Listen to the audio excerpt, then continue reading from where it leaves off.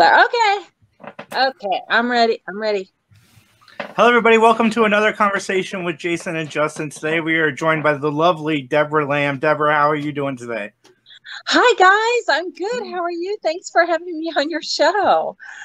We appreciate it. I'm glad we could finally, get the schedules to align on both of our ends and talk to each other. But before we get into the bulk of your career, I have a few of the uncredited stuff that I want to ask you about, just because I'm really big fans of these movies. And you had a small role in Planes, Trains, and Automobiles.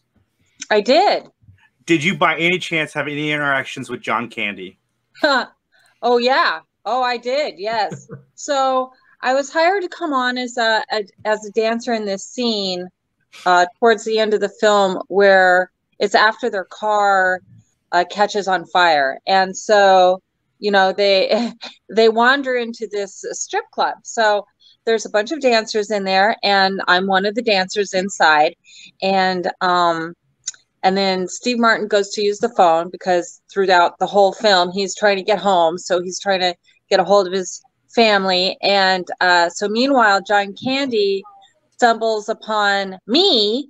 And it was really cool because I wasn't originally given the part of someone who's interacting with both Steve Martin and John Candy, but while we were there on set, John Hughes needed someone to improvise a scene with them, and I volunteered and I piped up and said, "Hey, I'm part of an improv comedy troupe. I was a member of the Wild Side Theater in North Hollywood. I have to give a shout out to Sam Longoria, who was the director there, and so John chose me out of the dancers that were there to do this scene with John Candy and Steve Martin. So John Candy comes up to me and, in his classic John Candy way is kind of bumbling, stumbling, talking funny over himself. And then I start doing it too. So we're both having this really super, super silly conversation. And then Steve Martin walks up and he sees John Candy talking to me. So he walks up and then I start talking to Steve Martin, and his character is very, very stiff and reserved. So I start making fun of him. And then he yanks John Candy out of there. Now, the thing is I have a hair on my face. Hang on. There. Okay, I think I got it. I was invited to go to a private screening on the Paramount lot. And when I walked up to the door to enter, they were handing out these one sheets. So it had the cast and crew's name on there. My name was on it. So I thought, oh, cool. I didn't get cut out of the film because I was thinking, oh, gee, I hope I didn't get cut out. So I'm like, oh, yeah, I didn't get cut out. So then I went to sit down. Of course, I've told this story many times, but there's a catch at the end of the story. There's something new, a new development. So hang on. So I sit down and there's an editor sitting behind me and he recognized me and he says, "Oh my gosh, you're that girl in that scene. That was so funny." He said, "Oh my God, you were so funny. It was a hilarious."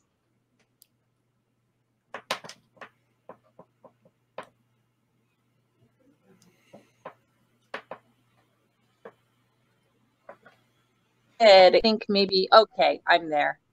The internet looked like it might have gone out. Okay. So anyway, so while I was on set, after we did the scene, there was a literally everybody just roared with laughter. I'm not kidding. John Hughes was busting up. Everyone was busting up. So, so the editor behind me said, "Oh my God, that scene was so funny." And so we watched the film, and then afterward, where my scene would have been toward the end of the film. So where the scene would have been came and went, and I was like, And so after the film ended, it was like, oh, okay, there was no scene. What happened? And then the editor behind me said, "Oh my God, I'm so sorry. I thought you were in it. You were in it when I was working on it." He said he felt really bad for me. So, you know, all these years I've told this story is, yeah, I was in it and I did this great scene with John Candy and Steve Martin. It was so funny, but it got cut out. Well, in the last, I think it's like a year and a half ago, I worked with the director named Michelle Nesk, and she said that she saw me in it. And I'm like, what? How could you see me in it? I got cut out. She says, no, I saw your scene. I swear to God, I saw your scene. And I have it, a VHS copy of it somewhere. I'm like, really? So anyway, some time went by and I contacted her again and I said, hey, can you find that VHS copy of Planes, Trains, and Automobiles that you have? So what happened was the VHS copy that she had was stored in a basement, I think, and there was a flood and it was destroyed. So I talked to her not that long ago, a few months ago, and I said, where did you tape that? So it turns out she had been staying with somebody in Canada, and she loves Planes, Trains, and Automobiles. So she taped it off the TV in Canada. And I'm like, oh, okay, that's very interesting. Now, what's really funny is a few months back, and I'm going to kill myself because I can't remember the fan of mine who reached out to me. He sent me a private message and he said, oh, I didn't know you were in Planes, Trains, and Automobiles. You were great. And I'm like, what? I'm like, what? Did you see it? And so it turns out he lives in Canada and he saw me on TV. So apparently I am in the film in the Canadian version, and I'm thinking, okay, well, if it's in the Canadian version, it's probably in maybe some European versions too, because the thing is I'm topless in the scene. And it's a family film and it's a Thanksgiving holiday film. So I can understand why they cut it out for the American audience. It's out there. I have 2 confirmed sightings on Canadian television. It's out there. That is awesome. Is John Candy awesome in person? He's one of my favorite comedic actors. It's Jim Carrey, and then there's John Candy. We actually have John Candy's son coming on next week to talk about his career. Oh, really? Yeah. Okay, I didn't know he was an actor. What's his name? His name's Chris Candy. He's also got a daughter who I've reached out to, and they're both in show business. It's fascinating. Oh, I didn't know that. Like, I idolized John Candy growing up. I cried the day he died. You know, I was very, very, very, very sad myself. He is exactly how you imagine him to be. He is exactly how he is in his films. He's the nicest, sweetest, kindest, just most gentle, laughing, funny guy. And he was just so nice to everybody. And I got lucky with getting that scene, being given that scene with John Candy and Steve Martin. I just lucked out. You know, I wasn't supposed to be doing that originally, but he was so nice to me. He was so sweet. This is before cell phones, and I really, really needed to make a phone call. And he offered to allow me to come into his personal trailer and use his phone. And I couldn't believe it. It's so sweet. Oh, and then, you know what? Let me run and get something. It'll just take me a second. It's a little surprise. I got to show you. All right, Justin and I will talk. Justin, so I'm thinking after this, we can go into the improv a little bit because I didn't know about that. Yeah, agreed. Yeah. That's fascinating to go from improv comedy to horror, because that's what she's most known for. So more to come, everybody that's watching. This is going to be super exciting. I can't wait to see what she's got to show us. I can't wait to see if she has any David Lynch stories from Wild at Heart. Oh, yeah. I got stories. So, okay. So here. Now, you know, John Candy's character in Planes, Trains, and Automobiles, he's the shower curtain ring salesman. So when I was in his trailer, he gave me a gift. He gave me a prop that it wasn't in the actual film. They didn't show it in the film. But this is how I originally got onto Planes, Trains, and Automobiles, or got involved. because I was hired as a model for his character. Is named Dello Griffith. His character they had a calendar made up for the character.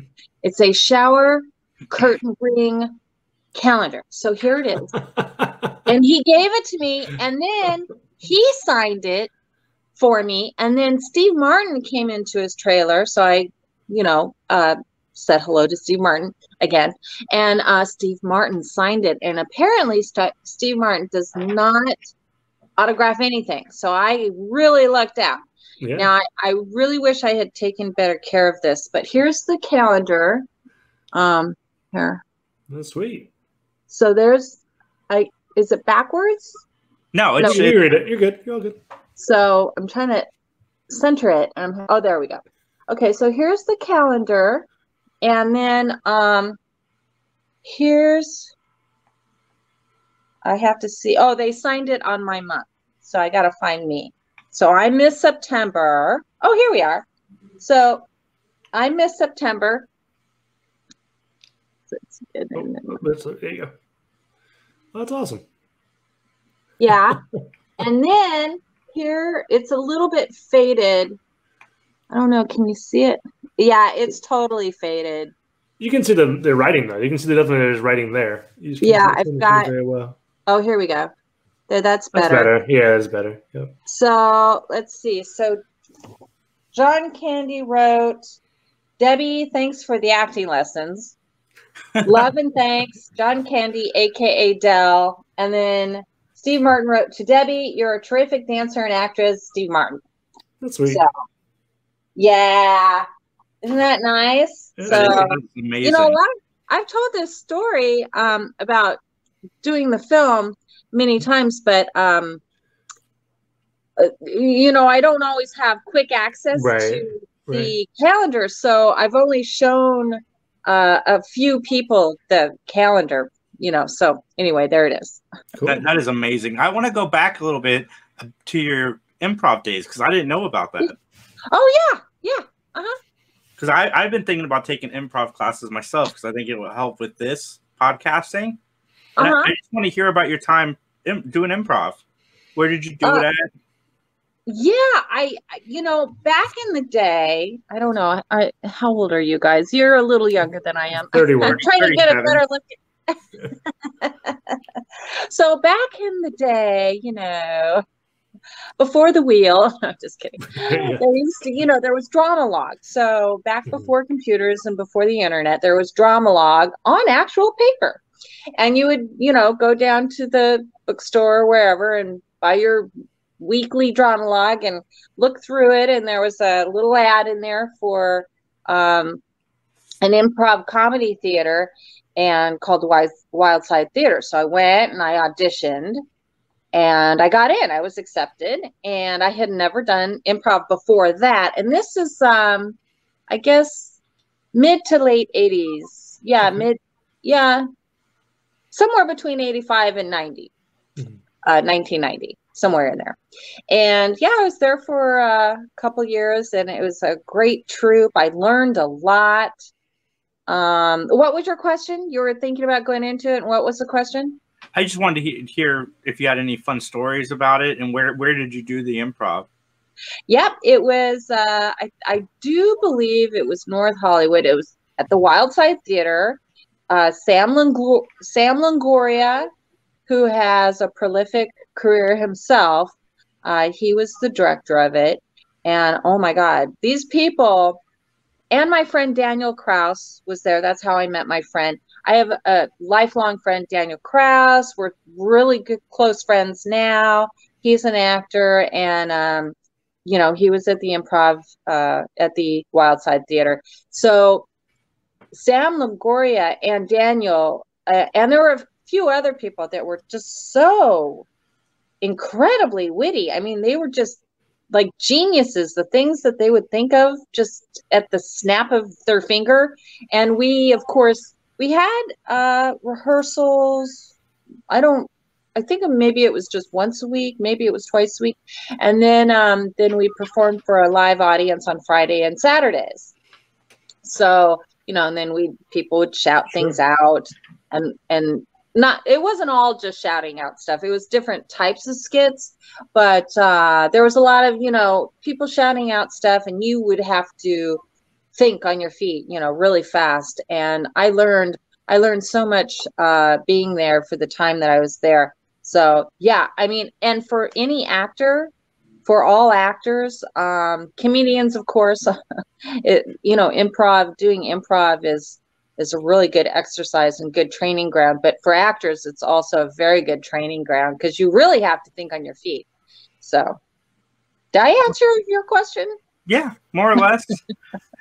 That's exactly what I wanted, just to hear a little bit more about it. I would encourage you to do the improv if you get a chance and you have a place that you can go do that and be a member of. And I, had lifelong friendships from that group. That's crazy that I'm thinking about improv, because I was before this podcast, I was so socially awkward. I'm not anymore. And to think about me wanting to do improv is just crazy. But I got one more of your uncredited roles that I want to talk to you about, and then we can get into what you're known for, which is horror. But I got to ask, you were in a David Lynch movie. Did you get to meet David Lynch? Oh, yes, it was wonderful. He was, he was like, I didn't have really much interaction with him, but I did get to meet him. But he was there. But I don't have any like really funny stories about him because it was really much more, I was kind of in the background, so I wasn't one of the principal players, so I didn't have a lot of interaction. I was just back there doing my thing. I was hired as a fire eater. So if you watch the film Wild at Heart, you'll see me in the background, and I'm performing during this scene with I know his name, the actor. Oh, I can't think of it right now, but he's an older gentleman. I think he's passed away since then, but Harry Dean Stanton? No, older than that. He's the older gentleman at the dining room table during the dinner where Grace Zabriskie comes in, and they're talking about getting rid of Nicolas Cage's character. So she comes in, she's talking to the older guy. He's flanked on both sides by two pretty girls who are topless. And during that and it was at a big, long dining room table.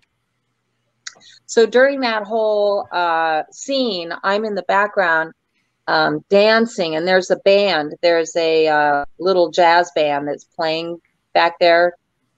Mm-hmm. And so I'm dancing around doing fire eating. So at the end of that scene, though, this is kind of cool. At the end of the scene, they had me spit fire. So it's a big ball of fire right at the end of that scene. So the scene is punctuated with a big fire spit and a whoomp. They put in this sound effect of like whoomp. So it was kind of cool. But I'm on Robocop, which I also unfortunately got cut out of. But I did work a little more closely with Paul Verhoeven on Robocop because the guy who says, "I'd buy that for $1?" Yeah. Mm-hmm. Yep. Okay.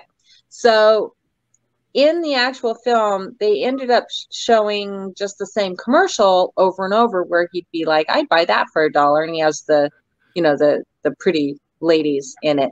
So, but they actually filmed a few of those commercials. So I was in one of the commercials. So the commercial I was in the setting was a pizzeria. So myself and this other girl were there, and we're topless. And we're pounding pizza dough with our fists. So we have these pizza dough balls, and we're pounding them, and things are jiggling. And so and then meanwhile, that crazy guy is saying something, "I'd buy that for $1." So during one of the setups, I think they were changing lights. They were just moving the camera, something.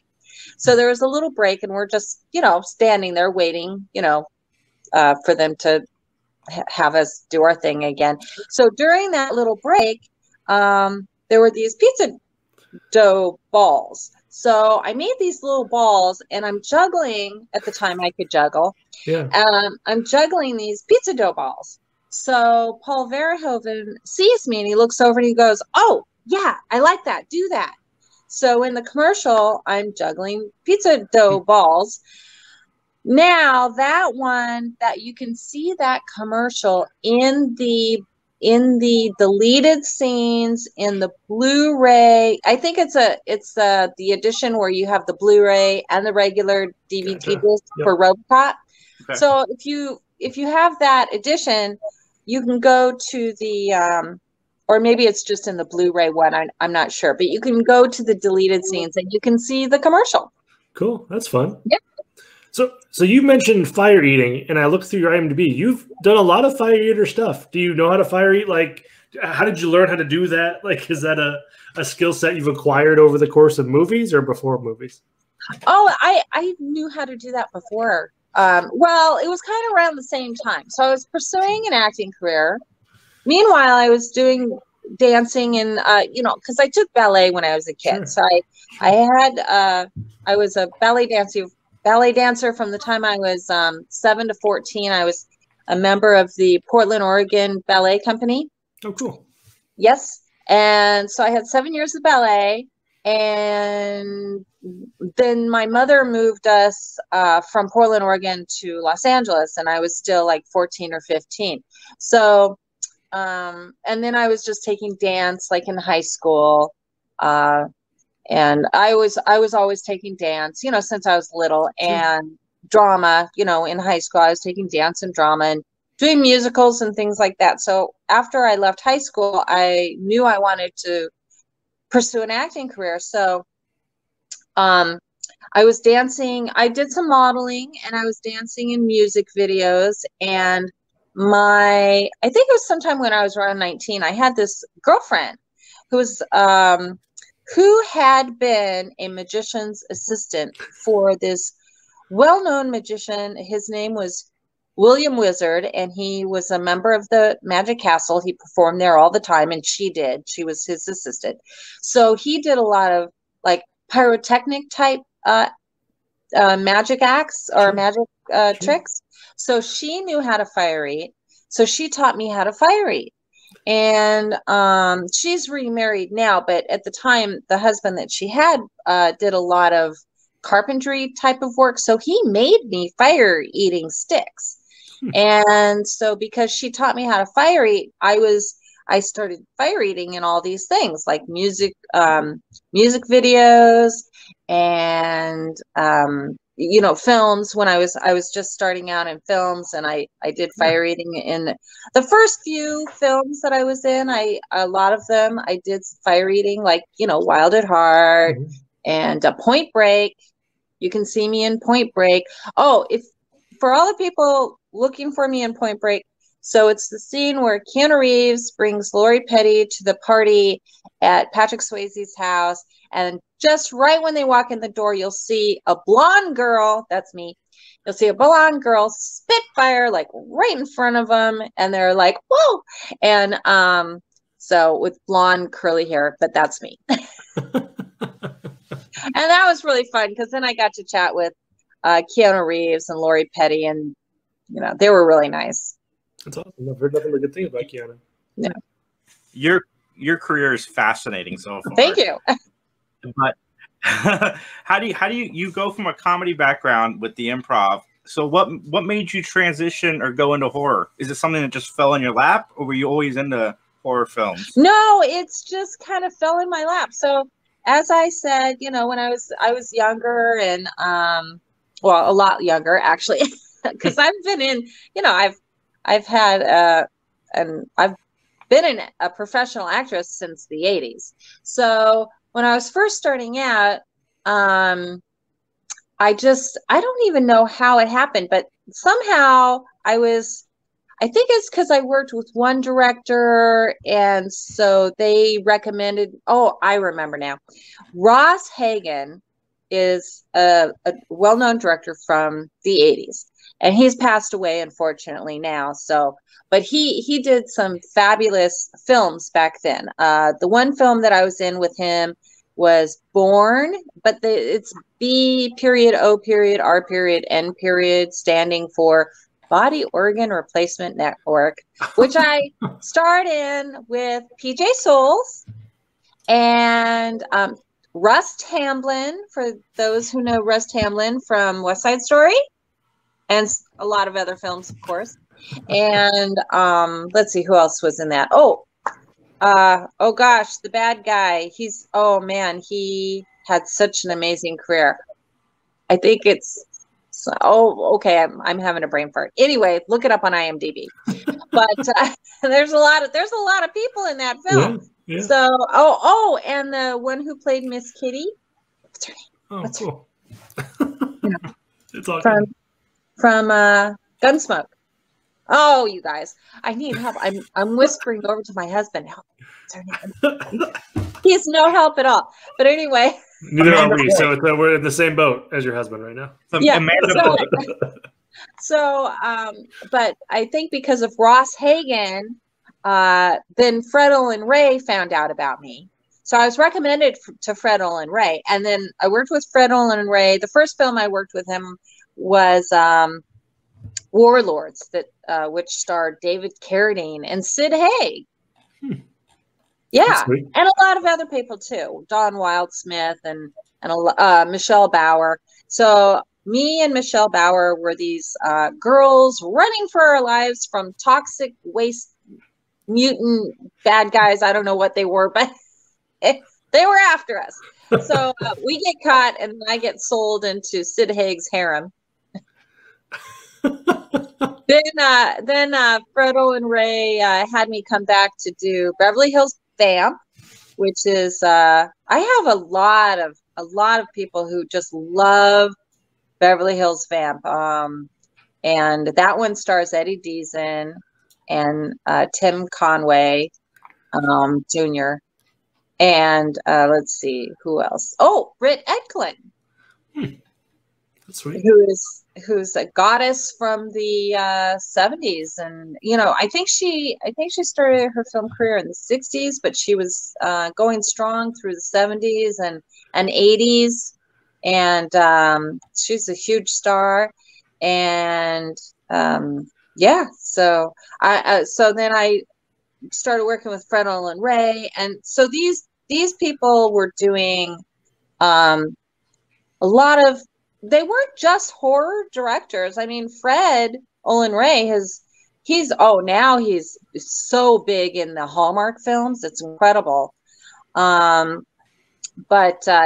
did a lot of like horror comedies and, some just straight horror, but a lot of it was horror comedy and action films. He worked with a lot of really, really big action stars during the 80s and 90s. So he did all sorts of films, and because Warlords is more like a post-apocalyptic action film. It's not horror.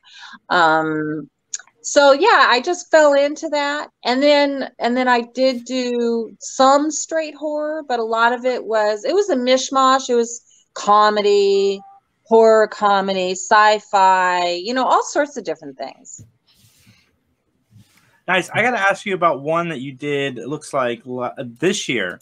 It's called Mother. It's about Norman Bates and his mom. Yeah. Did you watch it? I have not seen it yet. I was about to ask you where I can find it and what your experience was like playing such an iconic role. Well, you have to find it. It's on my playlist. Like if you go to my YouTube channel, Debra Lamb, and you look at the playlist that says short films, it's in there. The director's name is Chris R. And he's going to kill me because I say his name wrong every time. I pronounce it Notarelli. That's not how you pronounce it. I'm like way off. But you spell his name. His name is Chris R. And then his last name is spelled Notirile. Wait, is that it? Notale. You were super close. You're off by one letter. Did you find it? Yeah. How do you spell his last name? It's Notale. You're off by one letter. You were super close. Yes. Yeah. So look up his name on YouTube and type in Mother. It's on there. Just scroll down his uploads. Okay. And you'll find Mother. And then I can also send you guys the link to Mother. Well, you find it and put it in the thingy for this in this interview. I have found some really good movies on YouTube. Somebody recently released a sequel to Friday the 13th that was done really, really well, and it was on YouTube. You mean like a fan film? Yeah, but it was more. It was a higher budget than that. Oh, now Mother, the film that I'm in, Mother, actually recently won a Best Female Performance Award for it in the Without Your Head, Severed Limbs Film Festival, which they had. Oh, it was like during the summer. So, and Debbie Rochon presented me with the award, virtually, of course. Yeah. I've heard a lot about this movie, Mother, and have? Yeah, I'm in a lot of horror fan things on Facebook, and everybody's been talking it up, saying it was really good. And Norman Bates is one of my favorite characters in movies. So, thank you. And it's the 60th year anniversary this year. I know they just released an unedited cut of Psycho, which I'm really excited to check out. Oh, did they? Yeah. Well, Mother, I'm so pleased with how it came out. And I mean, I was sweating at you guys because Psycho is an iconic film. Yeah. Iconic. I mean, it's one of the biggest films in film history is Psycho. You know, who hasn't heard of Psycho? And in the horror genre, I mean, this is films across the board, but in the horror genre, it's got to be in the top 10, top 5 of all time, right? For sure, yeah. So when I had worked with Chris before, like maybe 6 months before that, on his film Frenzy 3. So he does both fan films and he also does original material. So there's this series that he did, Frenzy. So he had Frenzy 1, 2, and 3. So I was in Frenzy 3, and I was playing a grieving mother who comes across this Frenzy character, played by Danny Scott, who I adore. She's fabulous, and she's in a lot of Chris's films. So, in fact, she just played Martha, the mother of Batman, but as the Joker, Martha Joker. Anyway, that's another good one that Chris did recently. And I'm also going to be working with Chris again in a few months. We're doing a fan film called Men in Black West Coast. So I'm looking forward to that. That's awesome. Yeah. But back to Mother. So when Chris asked me to do Mother, first he had me just do a reading for it. So I didn't realize that he wanted me for the role. I thought I was auditioning. So I was reading it with him. And then I said, well, let me know if you'd like me to play this role. And he says, oh, you're it. And I'm like, oh, okay. I didn't know you had decided for me to do it. And I was thrilled. And then I was like, I was having palpitations, especially like right before we shot it, because I'm like, oh man, I gotta really pull this off. If I don't pull this off, I'm going to hear about it. And not necessarily from Chris, but from all the there's a bunch of Psycho fans. All the millions of Psycho fans. And then I did this this accent that I felt was the right voice, for me to do for. You'll have to watch it now, You'll have to. I'm sorry you didn't get a chance to see it before this, but that's okay. You'll have to let me know how you like it. So, I was sweating it, but I got a lot of just the best feedback. And the actor that plays Anthony Norman is fabulous, and the doctor. So Tom Oh gosh, how do you say his name? Propovsky. Say it. Propovsky. Yes. I love Tom. Sorry, Tom. Propovsky. And then I'm butchering everybody's names.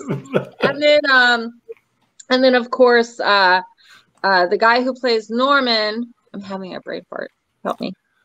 Chris Bostrom. Oh gosh, see, I should have studied up on my own films before this interview. I think COVID has rotted my brain. Too much time off. No, actually, I've been busy. I've been really busy. But yeah. So they were fantastic. Oh, and Chris Bostrom also won an award for playing Norman, and at the Without Your Head, Severed Limbs awards that were, I don't know, I think they had them. It was the number 1 awards. They've done 3 now. But anyway, I digress. Yeah, so I was so thrilled and so relieved that people really loved this film. They loved it. They went nuts. I've gotten so many accolades from this role, and I'm just so lucky. I mean, gosh, I'm really, really fortunate that Chris, did the film that he wanted to do this, and then he chose me to do this. So I couldn't be more thrilled, really. So it's one of the, it's the most iconic roles I've played to date. I have, hands down. I mean, you don't get much more iconic than Norman Bates' mother in a psycho fan film. Right, for sure. So now everybody will have to find it, and maybe you can put a link in the if you have a Yeah, we'll find it on YouTube and we'll add it. I absolutely will. I'll probably reach out to this Chris to come on for an interview because I want to watch his entire. Because like I said, I just recently discovered how good fan films actually were. Because I remember watching a fan film in like the early 2000s, and they weren't really, you could tell they were fan films, but some of the ones I've seen lately, you can't tell. Some of these fan films look totally professional. They look like studio films. Yeah, these cameras on your phone do such a good job, too. It's amazing. Well, yeah, if you go that route, of course, Chris is using, more traditional more professional stuff. Cameras, and he's, I can't say enough great things about Chris. For one, he's a really, really down-to-earth, solidly nice guy. He's great to work with. He's a great director. He knows what he wants. He's got it all worked out. He makes his own posters. He's really good at photoshopping, and he's amazing across the board. He's also has a lot of feature film scripts that he's working on getting funded, so he's looking for investors. But I'm really happy that I found him. I just stumbled across him, and I actually reached out to him and I said, hey, I just want to tell you, I love your work. You're great. If you ever need someone like me, if you ever need me, let me know. So, you know what? That's not exactly how it happened. It was kind of like that. But what actually happened is he was looking for someone to play the grieving mother in Frenzy 3. And I had a friend who tagged me in his post because I didn't know Chris before this. So, he tagged me. He said Debra Lamb. And then I looked at his post. I'm like, oh, okay. So that's when I reached out to him. And I said, hey, if you'd like to use me, I'm around. So then, as luck would have it, he wanted me for that role. And then I got to do Mother. And then I'm going to be doing this Men in Black West Coast fan film. So I'm really looking forward to that. And then he is so beyond ready to jump to doing feature films, but his scripts, he needs like megabucks, so he's not gonna do anything like cheap and easy. It's gonna be major, so that's what he's been waiting for, because he's got some major things up his sleeve. So that is amazing. So Deb, what do you got coming up next? Oh well, I tell you, I have been busier than a bee this year. Yeah, believe it or not. So we had COVID, right? Mm-hmm. And everything shut down. I was working on this one film. It's my friend's film, Mark Pirro, who's Mark Pirro I worked with in the 80s or 90s. Actually, I think it was 1990, maybe 89, on Death Row Game Show. So that's one of my earlier films. And that's a really funny film, by the way. So Mark Pirro, we were reconnected after many years of, losing contact, but I was reconnected with him through Facebook several years ago. So I was lucky enough that he was, because we're done now, but he was making a film called The Deceased Won't Desist, which Danny Scott, who is also in the Frenzy films with Chris, she's in The Deceased Won't Desist. So we started working on it at the beginning of March, and we were going to do another weekend of shooting during March. But then the kibosh was put on there because of COVID. Also, we were going to shoot Men in Black West Coast with Chris, but that got postponed. So then we started the beginning of August. We started back up with The Deceased Won't Desist. And then, so we did a few weekends of shoots for that. And then I just went to work on it about a week and a half ago. Just recently, we had some pickup shots. So I'm done with that. Then towards the later part of August, I think it was, I can't keep track of time. But then I went to go to Grand Junction, Colorado to work on a family film called You Like to Draw. So I have to give a shout out to director Todd Ernest Braley, who's a very dear friend of mine. And that film is about a young woman dealing with having a traumatic brain injury from a car accident, and I'm her mother. So that is a fabulous film. So Todd's working on the editing of that right now. Then I went to Ohio to work with director Timothy O'Hearn. Have you heard of Timothy O'Hearn? Mm-hmm. Oh, you got to interview Timothy. He's great. So Timothy O'Hearn had me come aboard this film called Showdown in Yesteryear. Now, he did this short film version of Showdown in Yesteryear, which has won gobs of awards. It keeps winning awards. It's so good. It stars Jeff Grinnell, who also, of course, stars in the feature film version. So I went there in Ohio, and then I worked with Aaron Bratcher, who also co-directed with Timothy O'Hearn, and he's the cinematographer, and then Jeffrey Grinnell, who's the star, and also Vernon Wells also stars in the film, although we weren't there at the same time. So I just did that, and that was, when was that? That was September. Then let's see. Then after that, I went to Philadelphia, and I worked on 2 films there. And, I worked on a witch, I can't talk about this project. So it's actually a project for a filmmaker in London. So I shot a lot of some scenes in back east for a film that's a London film.